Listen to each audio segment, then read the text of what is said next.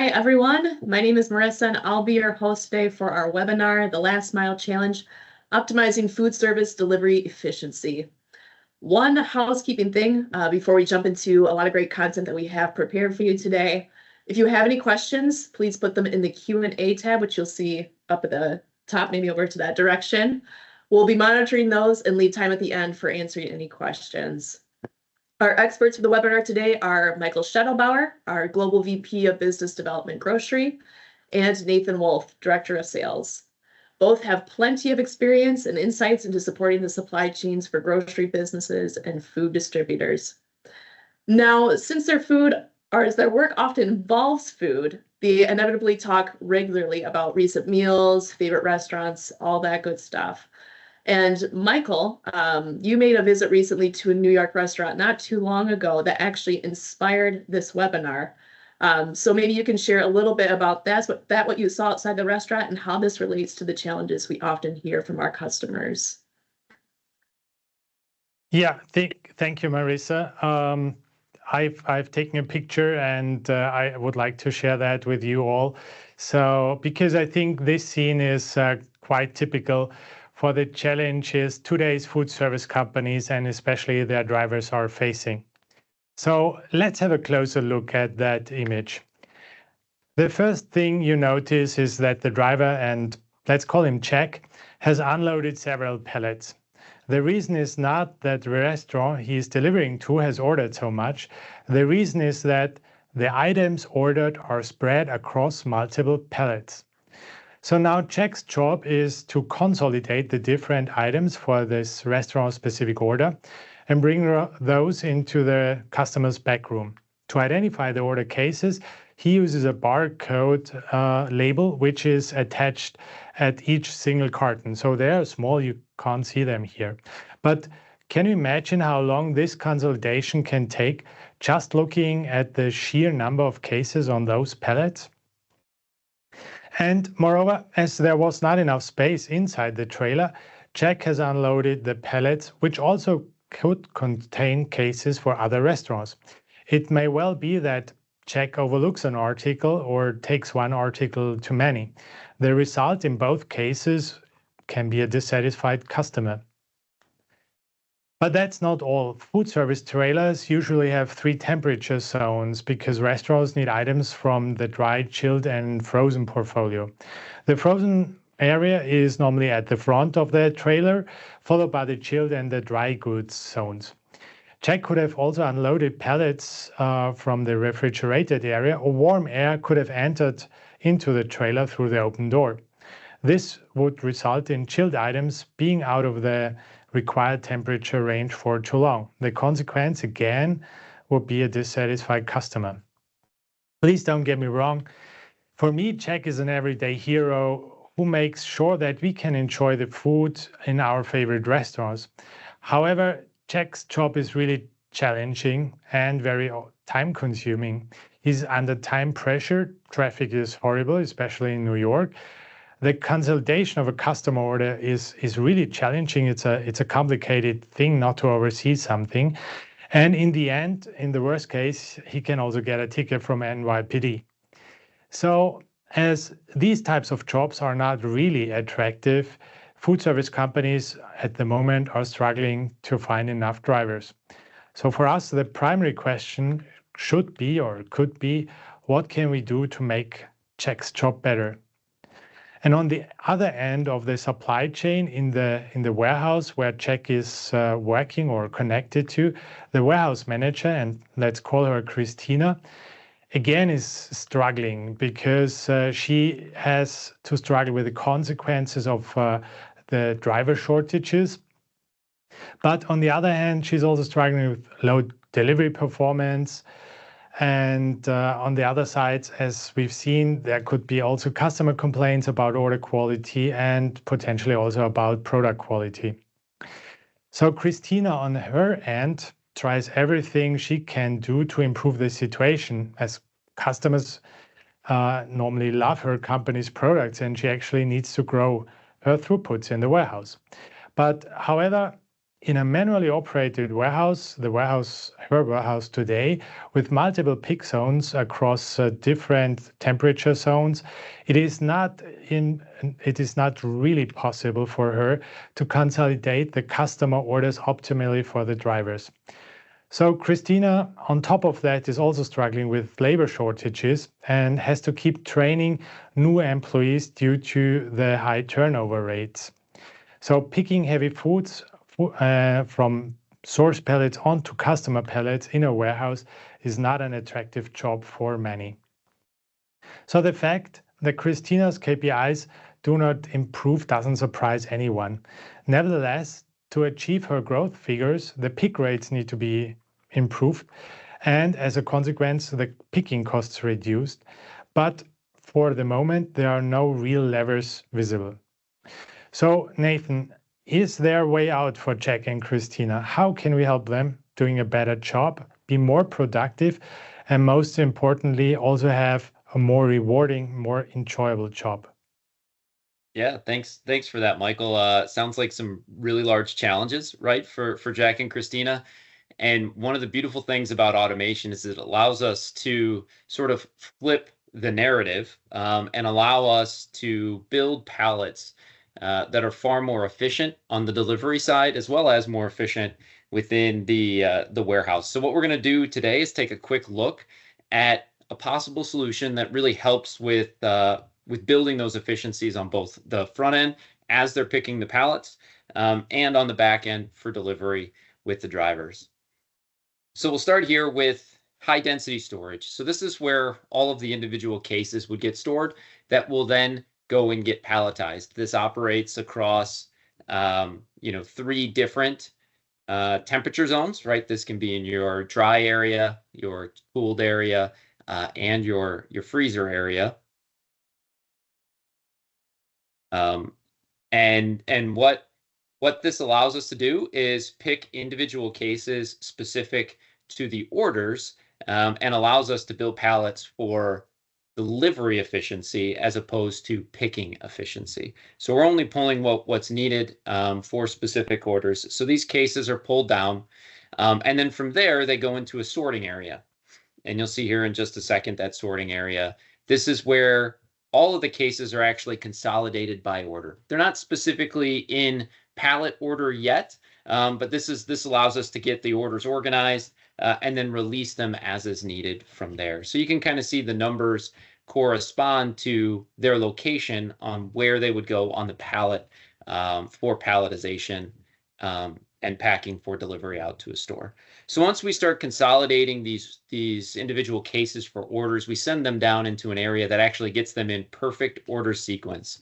So this allows us to build a pallet based on the route, the stop, and the delivery requirements for that customer. So effectively, the driver only needs to take off that pallet or a portion of that pallet and then take it straight into the back of the house or the restaurant for delivery and put away, right? And this dramatically shortens those delivery times. So you can see here all of the different cases or all the different specific SKUs are getting sorted based on their specific order, and then they make their way down into an automated palletizer. So we'll take a second, watch everything ride on the conveyor here as we get caught up. So these will make their way down, and you can see actually all of these individual cases are traveling on trays. What that allows us to do is actually maximize the storage efficiency. So that way you might be able to get 1 or 2 or 3 or 4 cases per actual individual location within that high density storage shuttle. And then to manage that, what we need to do is take these cases off of the tray. And we'll take off only what is specifically needed for that order. So that could be 1, that could be 2, that could be 3, that could be the entirety of the tray, right? And then we bring that down into an area where we organize that case into the right orientation that it's needed to go on the pallet. So that typically means rotation, or in some rare cases, maybe we'll tip that case if we're allowed to and it fits better for the overall cube within that pallet. And then you'll see here we have 2 articulating arms. And they'll bring a case from up top, drop it down low, and put it onto the pallet in that specific order that is needed for delivery Also taking into account certain food storage rules, where, maybe you don't want chicken on top or eggs on the bottom or those different types of things, right? Based on weight requirements and everything else. And if you ever need to add an individual case onto the pallet, you can do that as well. The beautiful thing about this solution, as you just saw, is that it allows us to pack multiple different pallet types. So full pallets, half pallets, and even things like roller carts, if you use those for delivery as well, can all be handled with the same equipment. From there, this pallet makes its way down to a stretch wrapper, right? So this is the final step in the process. You'll see what will happen is the pallet will actually get raised out of what we call the pack corner. That just helps stabilize the load as it travels on the conveyor.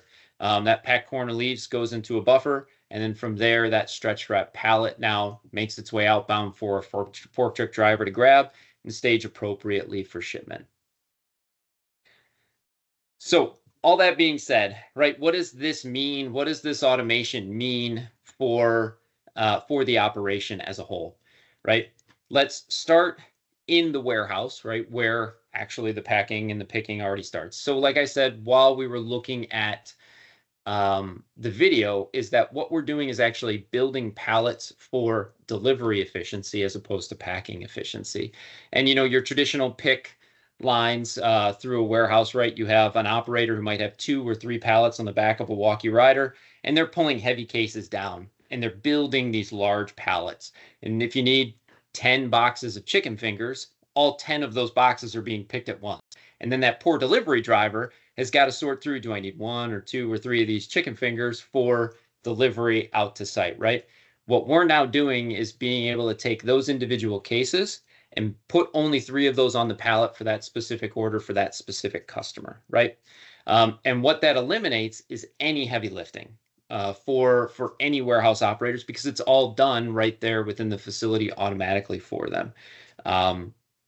So you don't need to do any of that, those long drive aisle paths, any of that heavy lifting from a pallet perspective.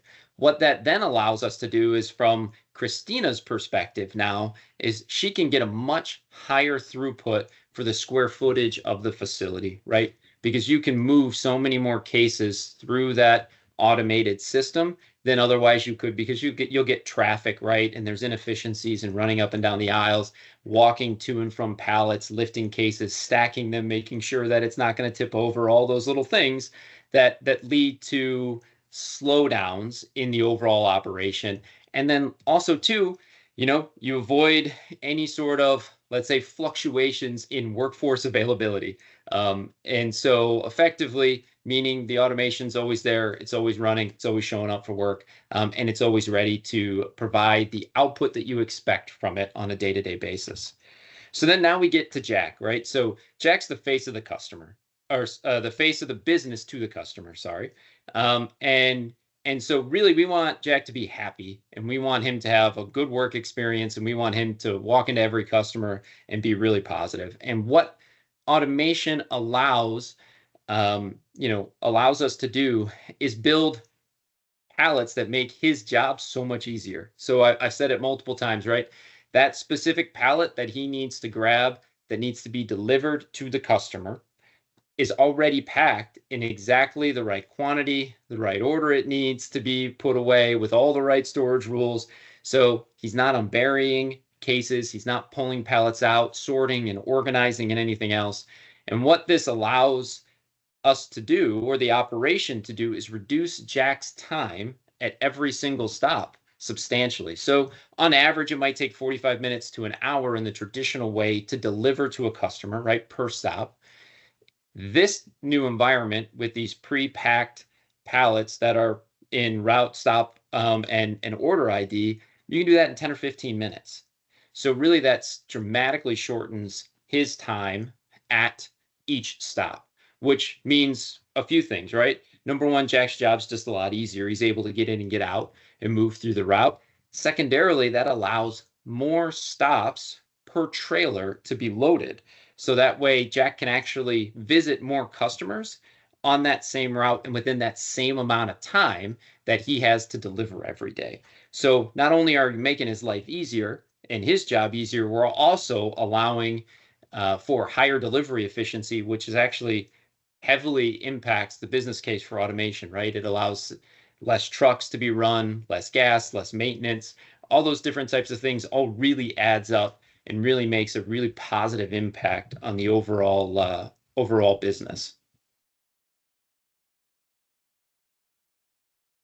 Yeah, all right. thank you. Yeah, sorry, go ahead, Michael. Yep. No, thank you for the explanations, Nathan. I think that was really insightful and really helped to describe the benefits of what automation can actually do. And automation is bringing so much more benefits than just improving the warehouse operation.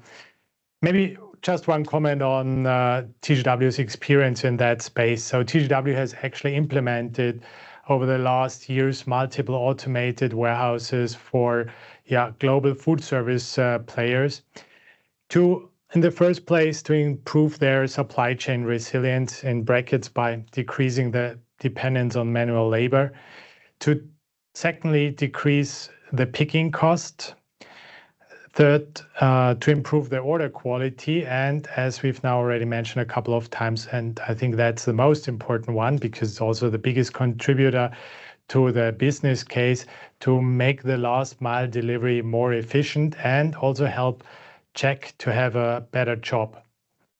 So the latest project gone live was for a Swedish food service company. And the name is Martin and Servera, as in Europe. The boundary conditions are pretty similar to the ones in the United States.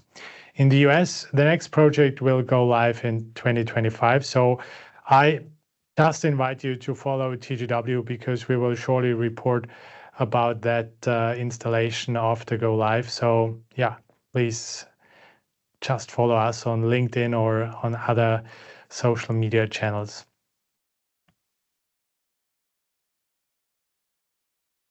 Thank you, Michael. Thank you, Nathan. Those are really interesting insights. It's kind of when you go to a restaurant, you don't always think about what's happening behind the scenes for your food to get to your plate. So it's a good reminder of all that's happening. And this is a lived reality for many grocery supply chain managers and truck drivers, the Jacks and Christinas of this world. And it's good to know that certain automation systems can solve challenges for both of them.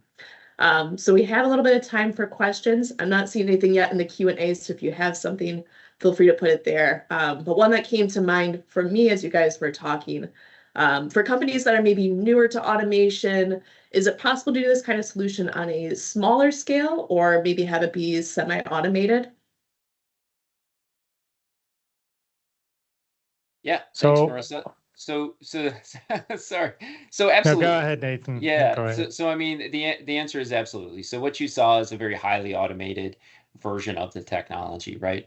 But in smaller scale operations, there are a lot of different ways to scale the technology to fit the specific application. So there are semi-automatic, or we have the ability to build semi-automatic palletizers where someone's working, let's say, at a very ergonomic station, and they're basically just sliding pallets in specific order. We've already taken them down either from a from a shuttle, from a smaller shuttle type system, or even could be from a manual loading area where we can use the same sequencing technology or even use a sorter in much lower volume type applications where cases are then fed to specific individuals who can then organize those on a pallet, automatically pick it up same way with a T-car, send it through a stretch wrapper, put a label on it, and send it out the door, right? So there's a lot of different ways to scale the technology, and if there's a very specific business case that a customer's trying to meet, right, that's very important for us to know as we build out that solution, because then we can scale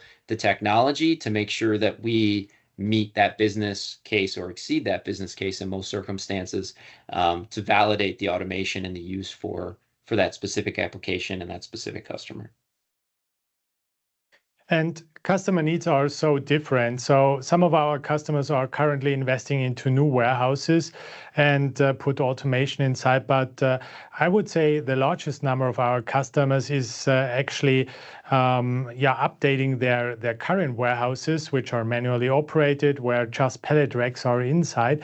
And the technology we've seen in this short video is also can also be implemented in such warehouses. So we are pretty flexible, and you can be sure that the TGW colleagues, they design really a solution which fits to your needs from a business case perspective on the one side, but also on the other side for your setting in terms of the footprint you have available, the building height, and so on. And so, yeah, whenever you have some questions around that, you're always happy to call one of us or somebody else from the TGW team. And yeah, we are also always happy to visit you on your site to really look at your specific needs, to really understand the specific challenges you have, maybe based on different products you have to handle, and really then come up with a solution specifically made then for you. All right, one more question here. How did you solve for multiple zones on the truck? So for multiple zones, we of course create multiple pallets. So let's just imagine Jack's Restaurant. So there are, let's say, the products for one specific order now on 3 different pallets, but they are all put together. No searching on additional pallets. Jack finds everything which goes into one restaurant next to each other. And this significantly reduces then the time for the order consolidation in front of the restaurant. And in the warehouse, we, of course, have now actually implemented 3 systems next to each other. One system handling the ambient product, the other one the chilled, and the third one handling the frozen product. The technology you have seen, and Nathan has already explained it, can be implemented in all temperature zones, which are typical for food service. Yeah, I'll also say too, to add to that, and depending on the application, so we have built out some solutions that actually consolidates the dry, the ambient goods with the chilled product as well. So depending on customer needs and the requirements, right, sometimes those two can cross over. And if that's the case, then we can also consolidate on a chilled pallet dry goods as well. It just means that, again, as that driver goes in to the back of the house and they have to go and put the goods away into the cooler right at the restaurant, they have to filter them through that dry product or that that chilled product that's all on that pallet, right? Unless they're packed separately on the pallet based on the storage rules and the put away requirements and things like that. But there is the possibility to consolidate those as well. Obviously, you can't do that with the freezer because everything's got to stay frozen. So it lives on its own in its own pallet. Excellent. Well, I'm not seeing any other questions at this time. So thank you to everyone who joined online. I hope this sparks some ideas for how you can maybe begin to think about how to tackle your last mile challenges. If you'd like to learn more or connect with either of our speakers today, feel free to use their email here, or the QR codes are linked to their LinkedIn profile, so you can also get a hold of them that way. That's all we have for today. Thanks again, and enjoy the rest of your day. Bye. Thank you. Thank you. Bye.